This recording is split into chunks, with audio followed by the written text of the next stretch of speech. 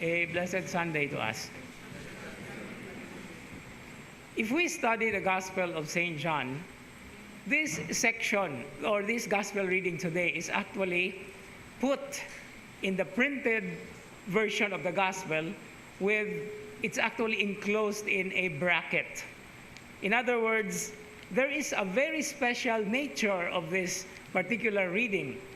And according to scholarship, this is what we call a floating chapter or a floating pericope or what we call scope of reading. And according to that tiny yet very interesting story, this happened, according to tradition, that while the evangelist was actually compiling, before everything was actually organized, there was a strong wind. And all the pages were blown by the wind, and then when he started collecting, he inserted this particular story somewhere else. In fact, there is a very interesting experience I had when our professor back then said, you can cut this story without destroying the flow of the Gospel of St. John. So the title of this episode is The Floating Story in the Gospel of John. And still, the importance and the meaning of this story floats over us. Because this is a very, very significant understanding or what we call stepping stone in really going into the depths of God's mercy and forgiveness. And it is not just about His mercy and forgiveness, but it is all about what we call Jesus as the wisdom. Because there is an interesting dimension into the story that is presented. And let us begin with the question, what did Jesus write on the ground? He wrote twice, remember. We do not know really what he was writing. There was an interesting interpretation that he was just making a boundary, no? Something like he said, diha mo, diri ko, no? Murabag, murabag sabong or something like that, no? But then, wala tayong kabalugon sa giswat. If ever somebody told you or you have read somewhere that this is what Jesus wrote, he is the epitome of the troll of our times now, no? Wa man gyud ta kabalugon sa gisulat. But anyway, there is a very beautiful interpretation to this because since the woman was brought to him, Jesus is considered a judge. And this is what the judge do or does in the court. When the case is being presented, the judge jots down something. No? So he's acting like a judge. Okay. Wa kita kabalugon sa iyang gisulat. But then, there is another interpretation that says that must have been a delaying tactic that Jesus was doing because he wanted the accusers and everyone there in the crowd to realize the unsay tawag anang kaso nga walay ulo, no? There is no weight into the case. What was the case presented? I'd like to hear it from you. What was the case presented? The woman was accused of adultery. What is adultery? Can adultery be committed alone? Yeah, but where was the man? This is something that we have to take a look into this beautiful piece of story. If a person is accused of adultery, there is the other partner. But where was the man? No? Mo siguro ito ikipaabot ni Jesus. Anong babae ramay niyong gidala? Makakumit ba kag adultery o ikaw ra usa? And then there is another thing to that. Why did you say in the very act of adultery, ngano man inyo siyang gisunod, inyong gilili, inyong gitanaw? Okay? So there is so many things that we actually can say. This is something that we can also understand and apply in our times now.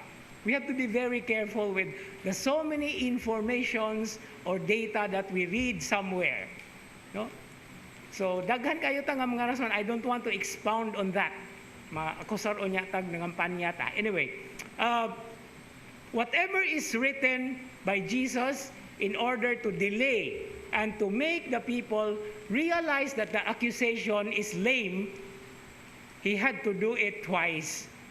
And then he had to say the words concretely.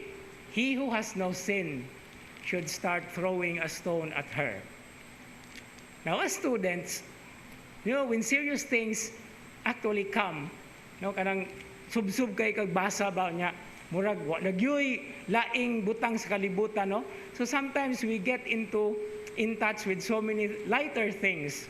And then there is a version, this is also coming from a troll, no? There is a version that when Jesus said, he who has no sin should throw the first stone at her, the woman suddenly shrieked, kay diha gining bato sa babay, naigo siya sa tangkugo. And then Jesus straightened up and said, "Ma, wa kay labot, ma." You know what I'm talking about? Kinsa may ning labay? Of course, the Blessed Virgin Mary. Wa go sala, no? But that is just a troll story, a troll's version. But Jesus was so compassionate.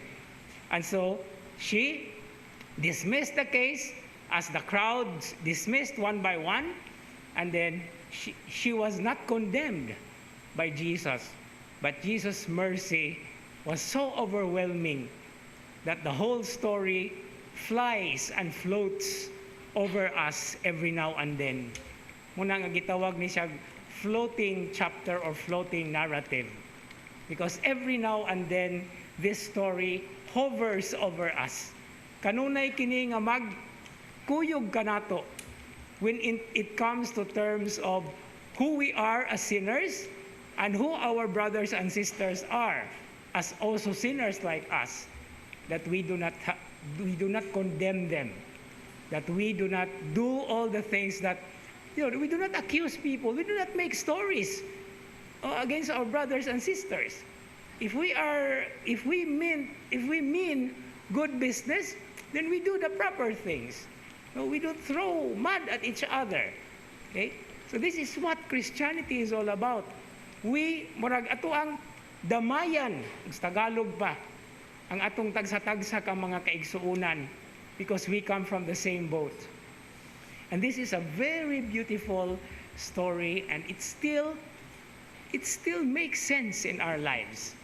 Dili lang nato ni mabatsyagan kung daghan tang atubang sa atong kinabuhi.